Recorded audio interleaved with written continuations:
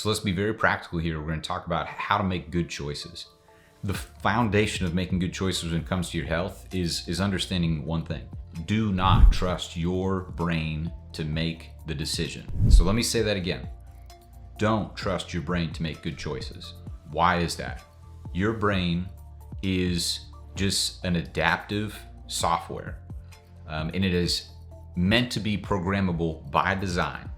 Fundamentally speaking, you are three components: your body, your brain, and you, which we'll call your consciousness. If you sit down to eat, let's say you go to Cracker Barrel, you sit down, you look at the menu, you see country fried steak with double gravy. At least I love country fried steak with double gravy.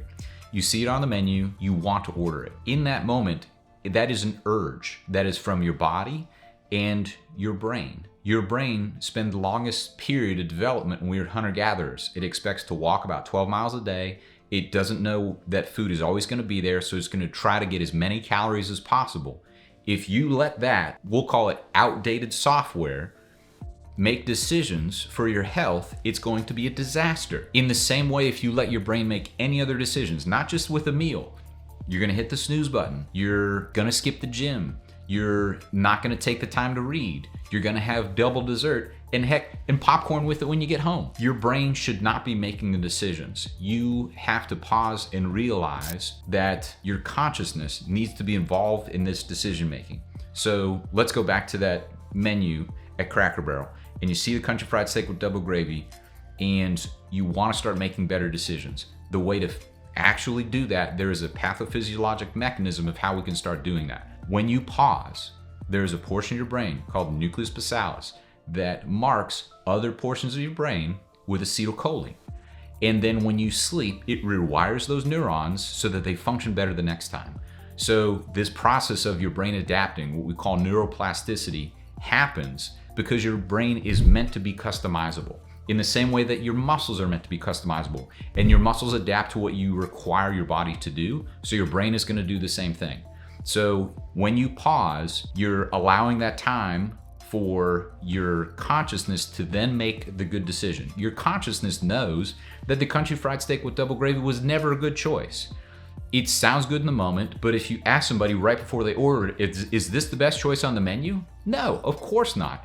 But they want the reward. They have left to their brain to make the decision of what reward to get, and they want fat, and they want salt, and they want all the dopamine that comes along with eating that good food. Your consciousness knows that you should probably have the grilled chicken.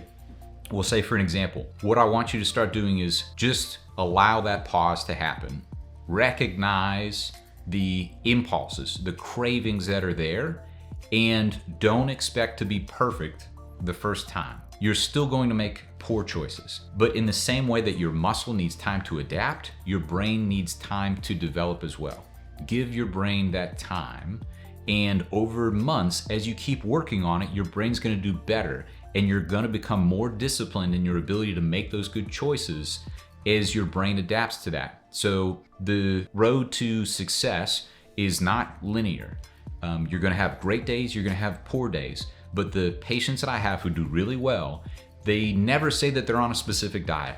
What they say is that they make good food choices, and essentially they're able to sit down and evaluate the choices that are available and choose the right thing to do. And the reward that they get is not from that rush of dopamine they get from all the food. They've rewired to then be happy about making those good choices. And that sense of autonomy and that sense of making a better decision for yourself and knowing that you're improving your health is now the reward that they get. They've changed their reward pathway over time, and it takes some time to do that. So I really hope that people, if you don't remember anything I ever talk about, remember this kind of funny, goofy saying: don't trust your brain to make good decisions. You have to make the good decisions for your health.